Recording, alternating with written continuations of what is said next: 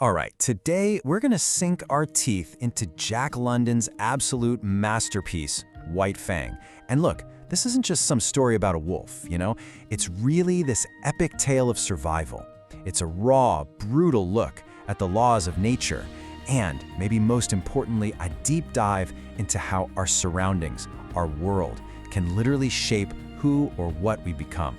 So let's get right into it. So, right out of the gate, Jack London gives us the story's real villain. And you might think, is it a person? Another animal? Nope, it's the environment itself. This quote tells you everything. The wild, laughing at the futility of life. It's this huge, savage, completely indifferent, and lethally cold Northland. This isn't just a backdrop for the story, you guys. It's an actual force of nature that sets all the rules for every single living thing trying to survive there. So this brings us to our first part, the law of the wild. This is where it all begins, right in the merciless heart of it all. We meet White Fang, but he's not the animal we'll come to know.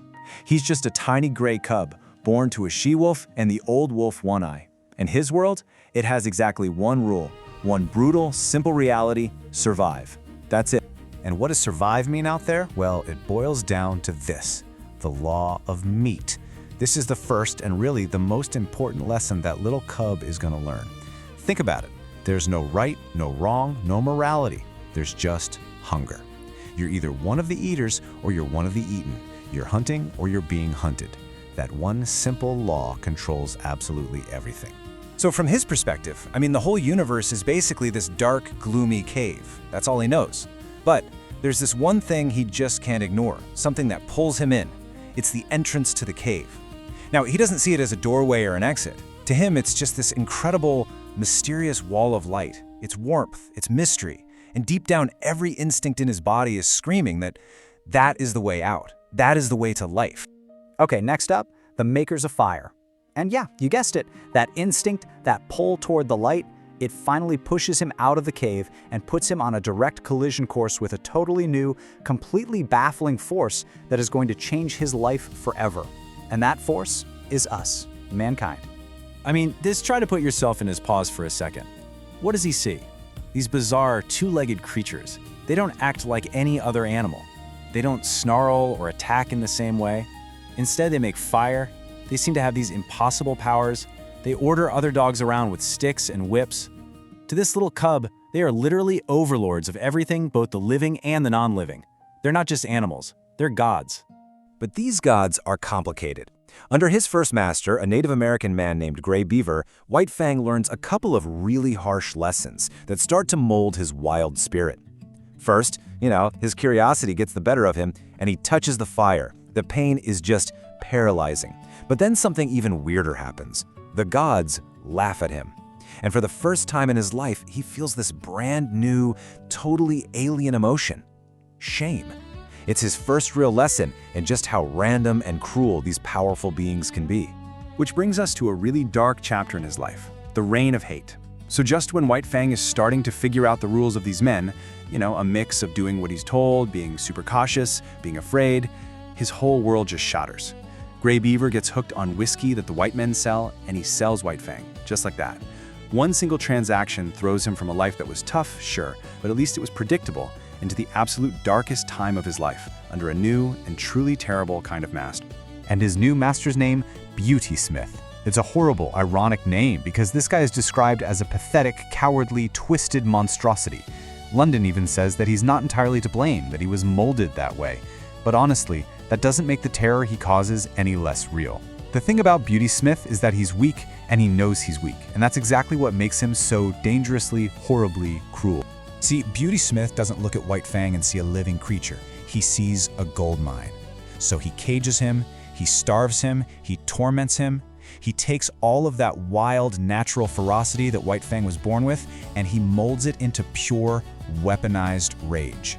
It's this sick, twisted form of nurture, and under it, White Fang becomes the fighting wolf.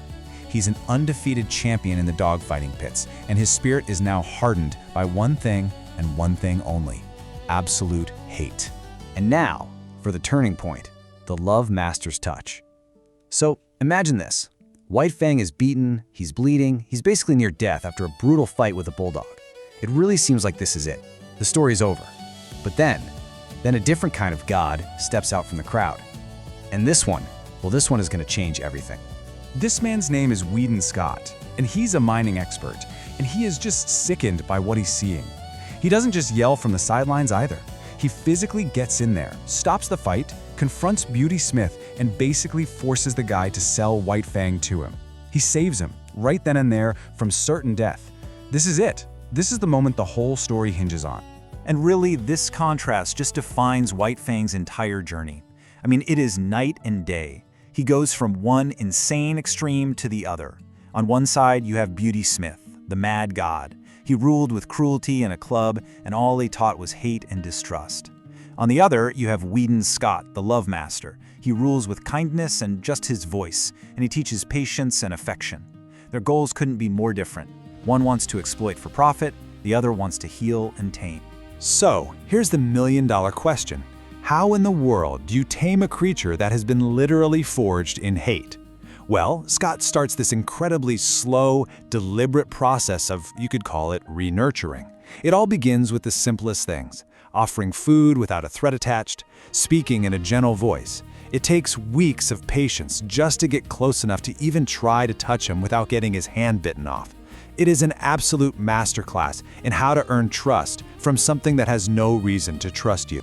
And for the first time in his life, White Fang feels something besides fear or hate. He doesn't have a word for it, he doesn't understand it, but he feels love. And the way it shows up for him is fascinating. It's like this hungry, aching, yearning void inside him whenever Scott is gone. It's a pain that can only be fixed when his master is there. And slowly but surely, this new feeling, this void, starts to fill up the space where all that rage used to be.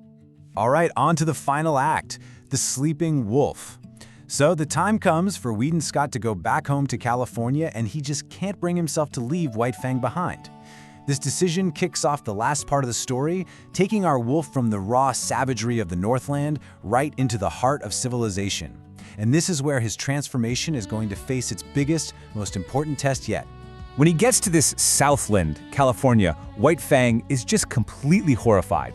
I mean, the wild was dangerous, for sure, but he understood its rules. This new world, it's chaos. You've got buildings that tower over everything, wagons making all kinds of noise, and get this, what he sees as colossal screaming lynxes. We'd call them electric streetcars. To him, it's a level of power and noise and confusion that is just beyond anything he can possibly understand. Then one night, the peace of this civilized life gets shattered. An escaped convict, a man who is just as savage as anything from the wild, breaks into the house. And White Fang? He doesn't hesitate for a second. And here's the key part. He doesn't bark an alarm. He just attacks, silently, lethally. In this one moment, he brings together everything he is, the wild, natural ferocity he was born with, and the brand new loyalty he learned, all to protect his new pack. But that victory comes at an absolutely terrible price. In the struggle, White Fang is shot 3 times. He has several broken ribs, massive internal injuries. It's bad, really bad. He's saved the family, but it looks for all the world like he's sacrificed his own life to do it. The diagnosis is just grim. A surgeon comes, and he's used to dealing with, the fragile bodies of civilized creatures. He gives White Fang 1 chance in 10,000 to live. But what that doctor doesn't get, what he can't possibly understand, are White Fang's origins. He's not factoring in the iron will, the incredible resilience that was literally hammered into him by that frozen-hearted Northland wild. And, against all odds, he makes it. He recovers. His incredible journey is finally complete. He's not the fighting wolf anymore. Now, the family he saved gives him a new name, the Blessed Wolf. He's a hero, a cherished member of the family he gave everything to save. That transformation from savage beast to loyal guardian, it's finally totally complete. So his journey from the wild all the way to civilization is done. But it leaves us with this one big question to chew on, doesn't it? Was the wild wolf inside him truly tamed? Or did his fundamental nature, the deep instinct to belong to a pack and defend it with his life, just find a new human pack to protect? Was his nature erased? Or did it just find its ultimate purpose? That's the question that really gets to the very heart of this amazing story.